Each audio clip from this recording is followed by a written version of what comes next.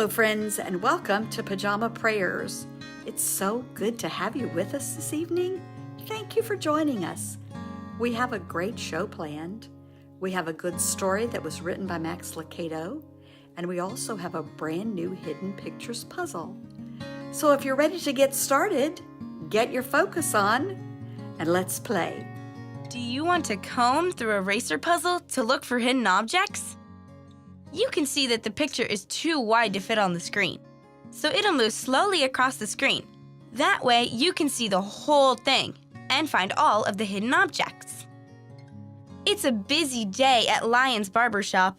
The line for haircuts and mane trims is all the way out the door. Mr. Lion's customers really love his work, but he can't give good haircuts unless he has plenty of combs. Help him find the hidden combs as the picture moves by, and count out loud as you find each one. There are 25 hidden combs, and in this round, you'll have 25 seconds to see the whole picture. Find the hidden combs. Ready to start? Let's go!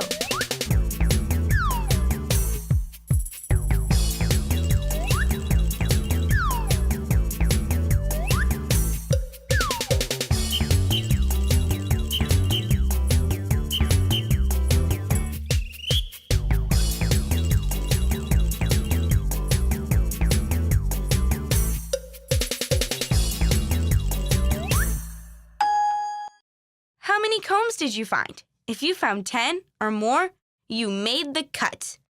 Okay, let's try it one more time. Only this time, you'll have a whole minute to find as many combs as you can. Ready? Go!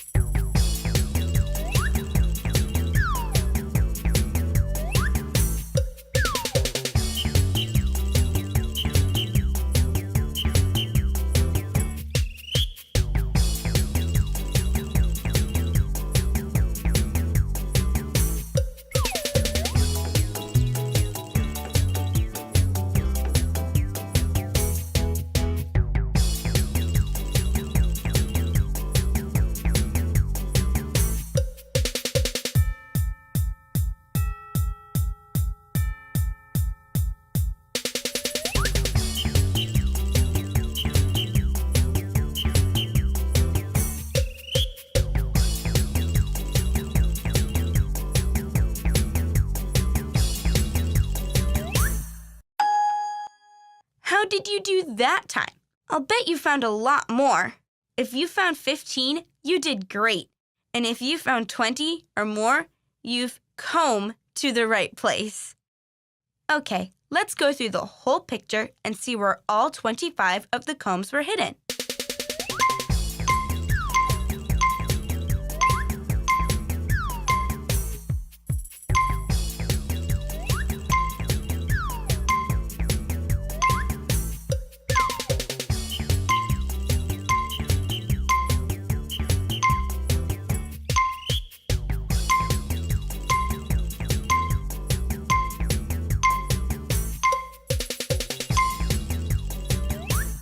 Can you imagine actually having a lion cut your hair?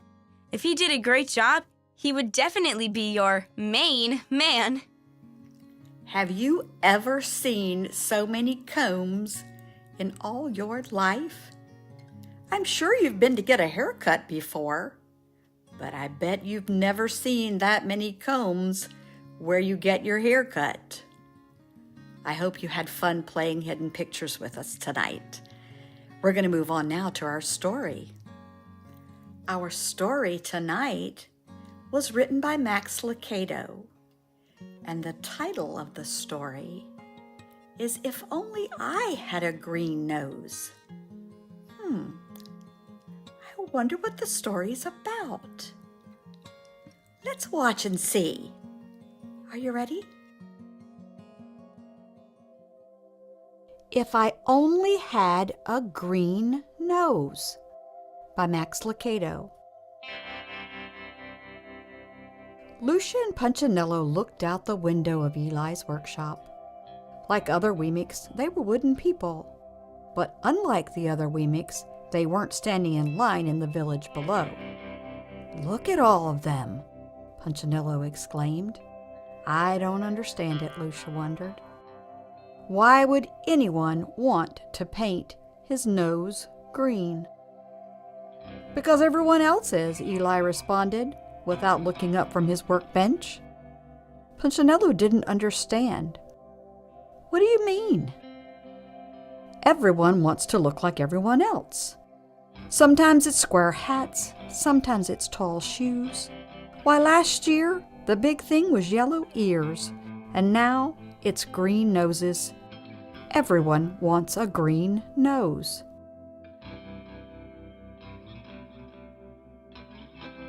Does a green nose make them smarter? Punchinello asked. No. Does a green nose make them stronger? No. Does it make them faster? No. Then what does a green nose make them do? Eli looked up and smiled. It just makes them greener. But his smile left as he looked out the window at the long line of Wemicks. They think they'll be happier if they look like everyone else. But I made them different on purpose. Freckles, long noses, bright eyes, dark eyes. They were my ideas. Now they all want to look the same. Not me, said Lucia. I'm happy just the way you made me. Me too, agreed Punchinello. I don't need a green nose to feel special. Then he paused and looked at the village. But I would like to see how green noses look up close. You want to go?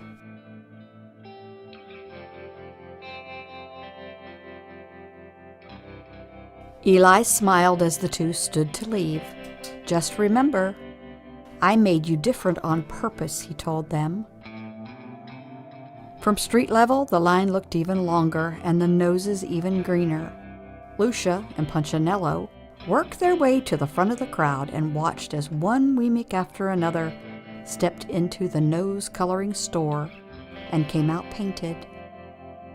It's the latest thing, barked a Wemick on the sidewalk. Don't be the only Wemick with a plain nose. Who is that? Asked Punchinello. Lucia shrugged. I don't know.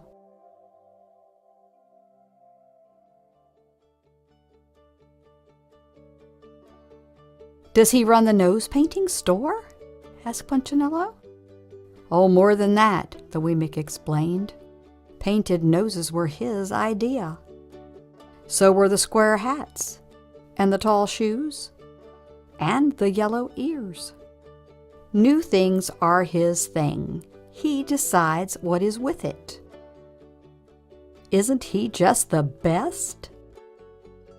Lucia and Punchinello took a good look at this tall Wemick, with the deep voice, the big smile, the tall hat, and a green bow tie that matched his oh-so-great green nose. Both were thinking the same question. Lucia asked it. Who made him the new thing picker? The Wemick looked puzzled, like he'd never been asked that question before. Well, I don't know. He always has. Then his eyes brightened. Wait, look, here comes the new nose. Ooh, said the Wemicks. Ah, admired some of the others. The just-painted Wemick didn't stop to speak. He just kept his nose in the air and walked past. All the green-nosed Wemicks did this. After all, how could your nose be seen if it wasn't in the air? Walking around high-nosed everywhere was risky. Wemicks walked into walls and doors, even each other. Lucia and Punchinello had to be very careful. One Wemick took up the whole street. Step back, he announced. Oh, it was the mayor. Make way, every Wemick. My wife is coming in for a touch-up. And with one hand, he waved back the citizens. With the other, he guided her through the crowd. Horrible, just horrible, she cried, covering her nose with both hands. I chipped some paint when I bumped into a tree. Now the real me is showing. Horrible, just horrible. As the crowd passed, Lucia shook her head. Such a fuss over a green nose. Yeah, agreed Punchinello. You'll never catch me in the nose coloring store.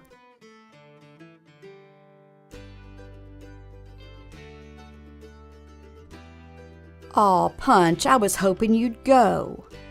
Punchinello recognized the voice immediately. Twiggy? He turned and looked at the wide-eyed, sweet-smiling Weemick. His ears began to turn red. They always did when he saw her. He reached up and covered them. Why don't you paint your nose, Punch? I painted mine. Everyone else is painting theirs. Besides, you look good in green. Twiggy reached up and touched the tip of his nose. You're so cute. And with that, she turned and walked away. Bye-bye, she waved. Punchinello moved one hand from his ear to his nose. He turned and looked at his reflection in a store window. Lucia had to grab his hand to get his attention. Come on, Punchinello, let's go. As he walked past the store, he noticed Willie Whiffet examining his nose in a handheld mirror. Later at home, he did the same. I never noticed before, but my nose sure looks pale.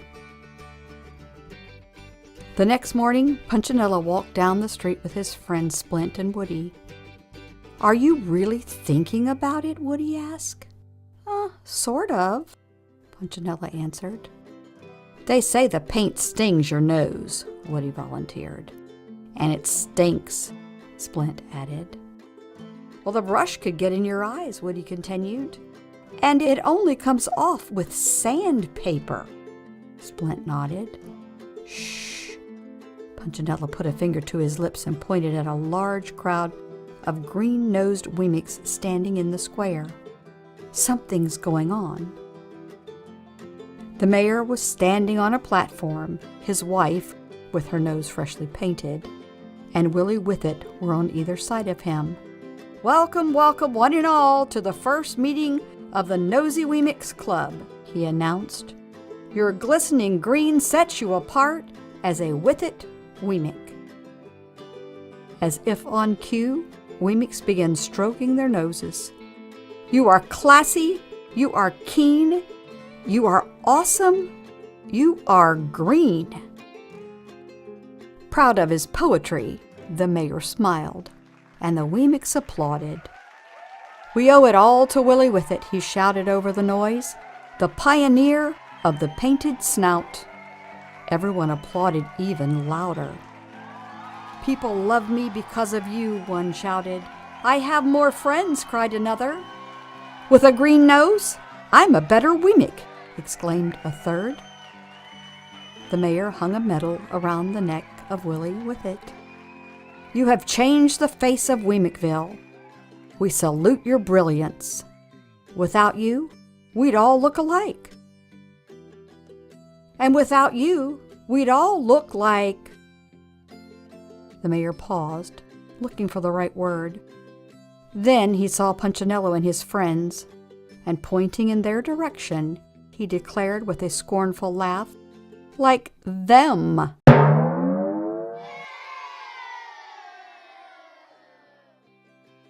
Then everyone else laughed too.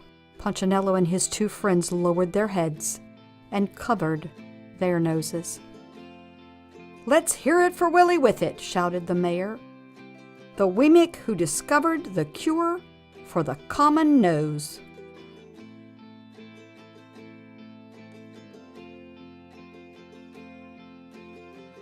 As the townspeople shouted and applauded, Woody, Splint, and Punchinello quickly turned and walked away. They didn't stop until they stood in front of the nose-coloring shop. And within a matter of minutes, all three were painted and walking down Weemick Lane. Hey, Punchinello, asked Splint, pushing his nose upward. Am I doing it right? Punchinello didn't look. I can't see you, Splint. If I turn, my nose won't be in the air. Phew, this is tough work, Woody added. Not only do you have to get painted, but you have to walk weird." "Yeah, but doesn't it feel great to be with it?" Punchinello asked. And for a few days it did. Well, they hung out with green noses and made weekly visits to the nose oculist for a nose polish. They bought nose gloves for cold days and nose brellas for rainy ones. All three read Willie Whittett's new book, Winner by a Nose. Most of all, they enjoyed looking down their noses at the unpainted Wemix. One day, when they were feeling especially smug, Splint said to Punchinello, "I just can't imagine who wouldn't have a green nose." Punchinello agreed. "Well, anyone without a green nose is so—" "So what?" a voice interrupted. It was Lucia. Punchinello was embarrassed. "I haven't seen you in a while," he said. "You haven't seen anyone in a long time," she replied, "except yourself." He started to speak, but he didn't. He was bothered by what she said, and he was even more bothered by what he saw. He saw it the next morning as the three were walking into Wemixville. Standing on the other side of the road was a Wemix with a red nose.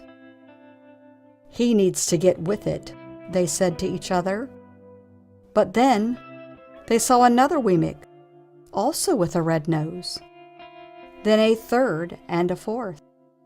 Well, by the time they were in the village, they were surrounded by red-nosed Wemix. And those whose noses weren't red were in line to have them painted. "Step right up," shouted Willie Whittet from the steps of his store. "Green noses are out and red noses are in." "But we just got our nose painted green," they told him. "Oh, no problem," he replied. "Our red will cover the green. Step right up and get in style." The three friends looked at each other sadly. "We thought we were in style," Woody moaned. What could they do but stand in line and have their nose painted red? For a few days, they fit in. Until one morning, they saw a blue-nosed Wemix. "Oh no," they said to each other, "not again." So they changed colors. But it was only a short time until blue noses were out and pink noses were in. Then pink was out and yellow was in. Then yellow was out and orange was in.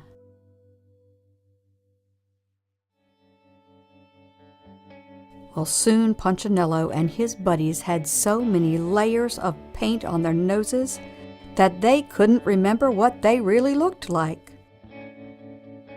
"This has to be the final color," they said, the day they walked out with orange noses. But once again, they were wrong. "Oh, I'm so tired of this," Woody moaned when he saw a purple-painted Wemix. "I wish my nose was a common nose again." The three sat on a rock and hung their heads. "Me too," agreed Punchinello. "I should have listened to Eli." "You think he would help us?" "Why don't you ask him?" All three turned at the sound of the familiar voice. It was Lucia. "He asks about you every day," she told them. "Oh, is he mad?" Punchinello wondered. "He's sad, but not mad."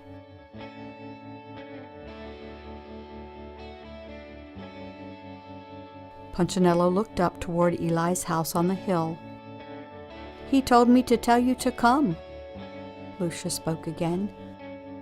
"Could I take my friends?" "Why, of course." "Would you go with me?" "Certainly." And so the four began the long walk up the hill to Eli's house. When they reached the top of the hill, Eli stepped out of the workshop and began walking towards them. He met them in the yard, and one by one he examined their noses. "So you've been trying to fit in, eh?" Punchinello nodded. "Did you succeed?" Not really. Well, every time we got close, someone changed the rules." "Yeah, that's the way it is. And my neck hurts from sticking up my nose in the air," Woody added. "Well, you weren't built to walk that way."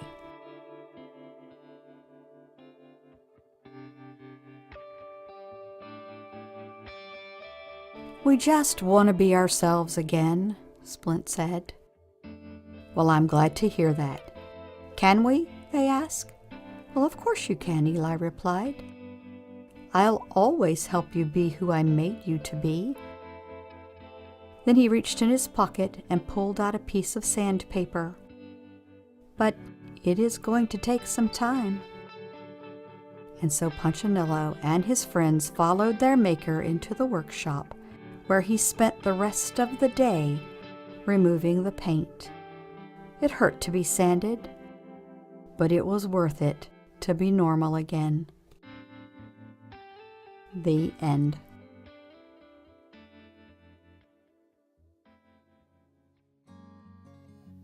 Boys and girls, what was your favorite part of that story? I know I had two favorite parts. My first part was when Eli said, "Just remember, I made you different on purpose." I liked that. And then he also said, "I will always help you be who I made you to be." You know what I liked best about it? It reminded me of God and the way He deals with us. He will always help us to be who He made us to be. And He made us very special. He tells us not to try to change ourselves. And there's a scripture that says that, and it's found in the book of Romans, chapter 12 and verse 2. This is what it says: "Don't change yourselves to be like the people of the world." In other words, don't try to change. God made you exactly the way He wanted you, and that's the way He wants you to stay. Well, it looks like our time is all up for tonight, boys and girls. Turn to someone there with you and say, "You are worth more than you know, capable of more than you think, and loved more than you can imagine." Good night.